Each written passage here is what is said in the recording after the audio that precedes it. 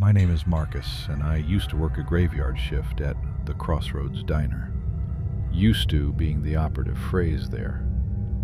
It's one of those classic roadside diners, all chrome and faded red vinyl, perched on a lonely stretch of Highway 17 just outside of Blackwood.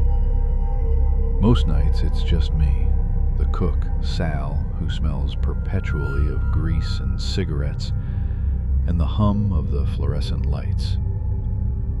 You get a steady stream of truckers, the occasional lost family, and once in a while a local who's had too much to drink and needs some greasy food to soak it up. I liked it for the most part. The quiet hum of the night, the predictable rhythm of coffee refills and plate clearing. It had a certain peace to it, a strange comfort in the solitude. Working alone, or mostly alone, with Sal buried in the kitchen meant you got to know the regulars. Not their names usually, but their faces, their orders. The trucker who always got 3 eggs over easy and black coffee. The older couple who always stopped for pie on their way back from visiting grandkids. It was easy work mostly. Peaceful. Until it wasn't. It was a Tuesday, late October. The air was already biting, and the trees beyond the parking lot were skeletal against the night sky. The kind of night where the silence outside felt heavy, almost suffocating. Around 1:30 a.m., business had trickled to a halt. Sal was in the back, probably dozing off, while something simmered. I was wiping down the counter, humming along to the static-laced oldies from the radio, when the bell above the door chimed.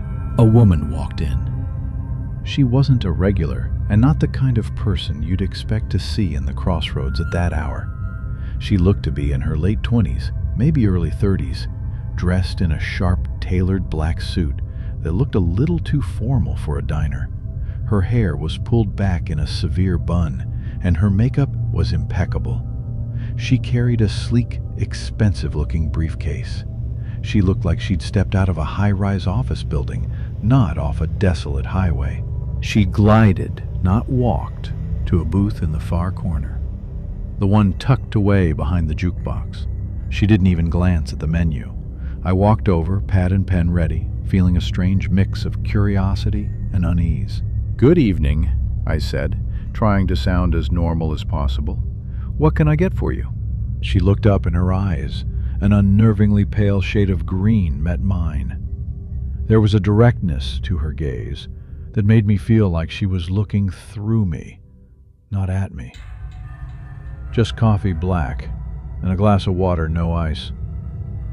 Her voice was low, smooth, almost melodic, but with an underlying sharpness, like a perfectly tuned violin string drawn too tight. I nodded, poured the coffee, and got the water. As I set them down, she smiled. It was a perfect, almost artificial smile. "You work here often?" she asked. "Just the night shift," I replied, trying to keep my voice even. "And you enjoy it." "It's all right," I said, shrugging. "Quiet?" "Quiet is good," she mused, taking a slow sip of her coffee. "Sometimes quiet is a luxury." She paused, still holding my gaze. "Have you ever considered doing something more impactful with your time?" The question caught me off guard. It wasn't the usual diner small talk. "Impactful," I repeated, a slight frown creasing my brow. "Yes, something that truly matters. Something with real purpose." Her voice was still calm, almost hypnotic. "This, for instance." She gestured vaguely around the empty diner. "It's a living, I suppose.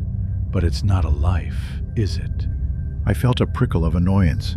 Who is this woman to judge my life? "It suits me fine," I said, a little more curtly than I intended. She simply nodded, her smile not wavering.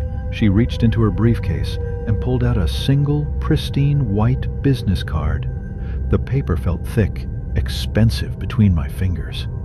There was no name, just a stylized, almost geometric symbol that looked vaguely like a key and a phone number. "Think about it," she said, her voice dropping slightly, almost a whisper.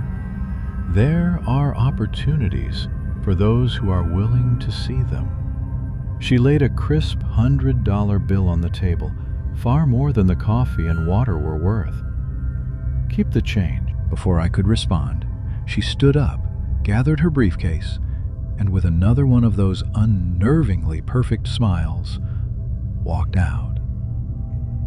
The bell above the door chimed, and then the heavy silence of the diner descended once more. I stood there for a moment, the $100 bill feeling oddly heavy in my hand, staring at the empty booth. The encounter was unsettling, not overtly threatening, but deeply subtly wrong. Her questions, her demeanor, that strange business card, it all left a residue of unease. I stuffed the card into my pocket, figuring it was just some corporate recruiter with an incredibly odd approach. I wouldn't think about it again, but I was wrong. The end. This story has now come to an end. If you enjoyed it and want to hear more thrilling and interesting horror stories, then don't forget to subscribe, like, and share my channel. Thank you for watching my video.